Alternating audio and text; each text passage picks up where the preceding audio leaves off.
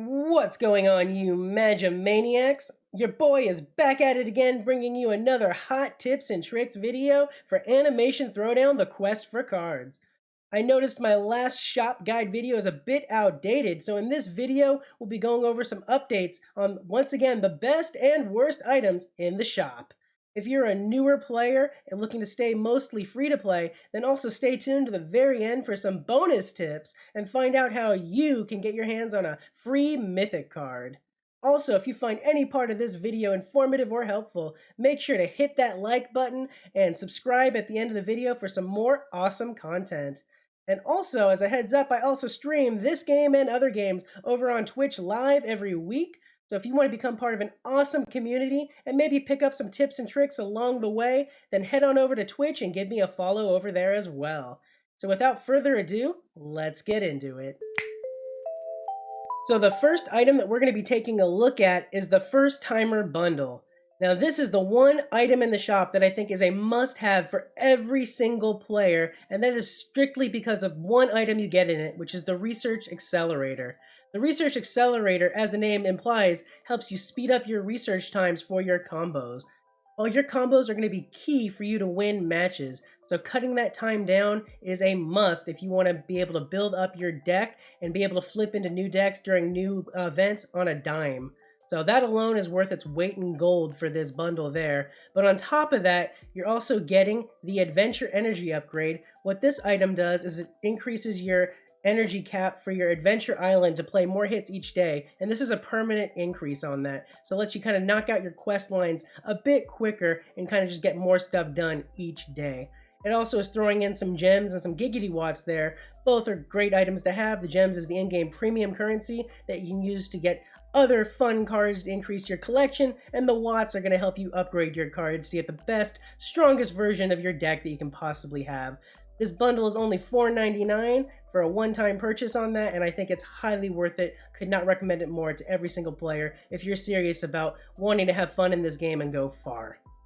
The next item we're going to be covering is the VIP Pass. This item is the one that gives you the most bang for your buck. You get the most value out of it for actually spending money on the game versus any other item in the shop in the entire game. What this does is it gives you 85 gems per day, additional watts, and it gives you boosts to your coins and golden turds that you can earn throughout the game. And on top of that, it eliminates all ads. That's right, with this item, you don't have to watch ads, which is a godsend to save you time because there are so many things inside this game that they're not mandatory, but to claim them, they're behind an ad wall. So eliminating those ads is fantastic. Not to mention the 85 gems per day. It's great to build that up because you get that once a day for 30 days, so that adds up. On top of your daily challenges that you're getting upwards of about 100 gems a day there. So as long as you're logging in each day to claim that, it's well worth its price of $9.99 a month. If you think about it, it's like the price of Netflix for a subscription. So if you're serious about the game, if you're looking to spend a little bit but not go too crazy, this is the best bang for your buck. Another added perk for it too is they introduced VIP ranks. The way that works is you can increase your VIP rank by playing each day and also by spending. So no matter how you want to approach it, you're increasing that rank all the time. And by increasing your rank, you're unlocking additional buffs to your account, which are permanent, such as inventory cap increasement, the adventure cap buff. You can eventually increase your arena energy and unlock additional deck slots as well. So some other fun perks there to make VIP well worth the money. Next up, I'll be covering the Combo Mastery tab. Combo Mastery is a way to make your combos and power combo cards even stronger. This section updates daily with new Combo Mastery tokens that you can unlock either through gems or Combo Mastery stones. Combo Mastery is meant to be an endgame enhancement, so it doesn't unlock until you reach player level 12. So if you're not quite there, go ahead and just keep grinding out your quest line to unlock that. If you want to know more about how Combo Mastery works, check out my top tips and tricks video for this game as I cover it extensively there. I'll have the link down below in the video description. Next up, I'll be covering the Cards tab. This is how you can go about building up your card collection. For free-to-play players, you're going to be focusing mostly on your basic packs. So you have your basic common pack here, which you can trade in your Nixon coins, which you earn from just playing the game. You just open up a pack, and you can try to draw out some cards to build up your deck from. Some other options in here, you have your rare basic pack, will cost you a bit more. It's 5 times the cost at 5,000 Nixon coins. However, it guarantees you a rare or higher pull, and it throws in some watts there as well. So once you do have a kind of maxed out common deck, you might want to start investing a bit more, maybe in that if you want to focus in on trying to increase your odds of getting better card draws. And at the top of that, you have the Epic Basic Pack here. Once again, cost a lot more of the Nixon coins, but it guarantees an Epic card or higher. So if you really want to dial in on building only the top tier decks of Epic or higher and get the best you can, that's what you want to pull.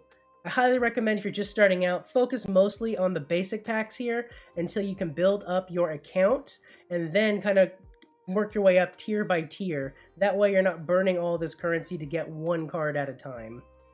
Some other notes to make note of here. You have your regular rare pack here, not the rare basic, but the regular one, which costs 50 gems. Do not do it. That is a huge waste of your gems, which is a premium currency, especially if you are a mostly free-to-play player or a completely free-to-play player. There's better uses for those gems. Do not do it. It is a waste.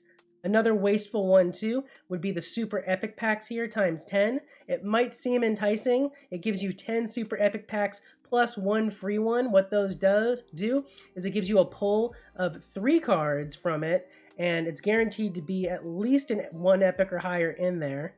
I shouldn't say it's guaranteed to be higher. It's guaranteed to be epic. Sometimes they'll get legendaries on that, and you can get mythics from it, but for 2,500 gems, it's not worth it to gamble on that. Your gems are better spent on a more surefire case on things. So don't do it if you're looking to stay mostly free to play, is my advice on that. Some other stuff in this tab, you have the golden pack for golden turds.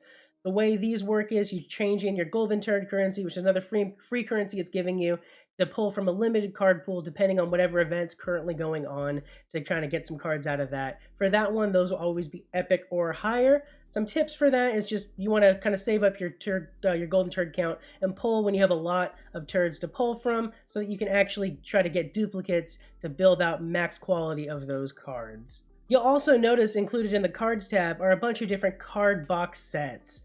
These are tier boxes that have replaced the old box system in the game.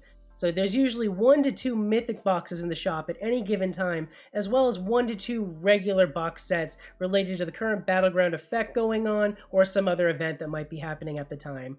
These boxes contain a pool of legendary and epic cards that you can pull from, which always include at least 1 or in some cases 2 legendary power combo cards. It also has legendary characters and item cards and an epic power combo card, as well as some epic items in there. They also have a pool of combo mastery tokens to pull from.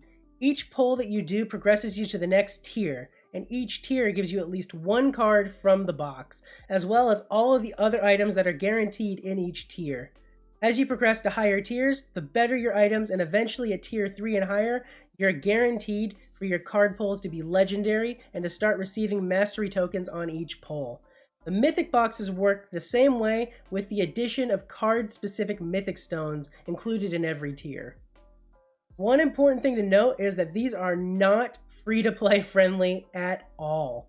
They are designed with bigger spenders in mind. If you want to guarantee that you're able to get enough copies of a box's legendary power combo to completely upgrade it and max it out, you're looking to have to buy out every single tier of a box if you're not lucky on those pulls.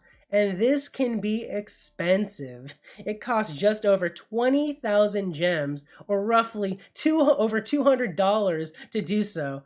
It is possible to get lucky on your pulls and get enough copies to max it out before the final tier, but realistically, you're still spending at least $100 before that happens. The mythic boxes are even more expensive. To buy all tiers in a mythic box, it costs just under 42,000 gems, or just over $400. If you only want to buy enough tiers to get a base copy of a mythic, you're going to have to buy up to at least tier 6 of a box, which is going to set you back just under 3,000 gems, or it's $140. One other way to leverage the mythic boxes that can be beneficial to free-to-play players that's worth noting, though, is to upgrade mythics that you already have by just buying the lower tiers for the stones alone. That being the only exception though, unless you're prepared to burn some serious cash on this game, you're better off not spending your hard-earned gems on these unless you've saved up enough of them to really hit in hard on one of those tier milestones that I mentioned to get what you're looking for. And if you want to see how these boxes work in action, be sure to check out my tier box opening video where we open up an entire box of these all the way to the last tier. I'll have that link down below in the video description for you. Some last items worth mentioning really quick. The Watt Convert item here converts Giggity Watts into legendary stones and gives you a random epic or legendary card. You only want to use this item in 2 instances. The first being if you're at your inventory capacity and Watts capacity and are unable to get more cards from the shop or recycle cards to make room. And the second is if you already have a complete deck of rare cards and are working on trying to expand into a deck of only epic or legendary cards or higher. In that instance, it can be beneficial and a great tool to help you expand your collection faster. A best practice, though, to keep in mind is to keep a good amount of the Watt set aside for upgrading your new cards so you don't get stuck with some great cards at lower tier levels. And lastly, one other item in the shop, there's the card inventory upgrade. Just don't do it. It's a complete waste in my opinion. Your base inventory cap isn't horrible, and as long as you're keeping an active VIP, if you decide to go that route, you're going to be constantly gaining upgrades on that anyways, so it doesn't really make sense. Very rarely would you need this upgrade. The only time you might need this upgrade is if you are like a big spender and you're just getting a crazy amount of cards constantly, but that's going to only apply to like maybe 1% of you, probably less than that. So save your gems and your money. Don't waste it on that. And that's all of my tips for the shop. For those of you still watching though, true to my word, here are some bonus tips for you and how you can get a free mythic card. The first tip being is to do 1 daily opening from the Mom's Mystery Box. If you have the VIP, it's free, or if you're not doing the VIP and you're going the completely free-to-play route, it only costs 25 gems, which you can easily earn from your daily login, doing your tasks and stuff. It's 25 gems, and you have a chance to get a mythic from it. The mythic rotates out regularly, so you can get different ones from it. The odds of getting a mythic this way, I'll give you, are very rare. It's only a 0.2%. However, there are other items in the pool of prizes that can be very beneficial to you, especially if you're a newer player, or even if you're mostly free to play. And at 25 gems a day, it's a pretty great deal for a shot at that mythic to build up your resources.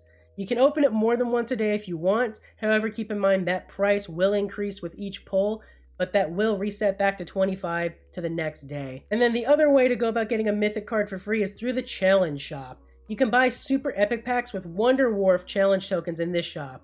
You earn these tokens as rewards just by playing the challenges each day and kind of just earning the rewards that way. These packs have a 0.25% chance to give you a mythic card, so slightly better than the Mom's Mystery Box, but still pretty low. It's like winning the lottery. The pack description does say it includes every input card in the game.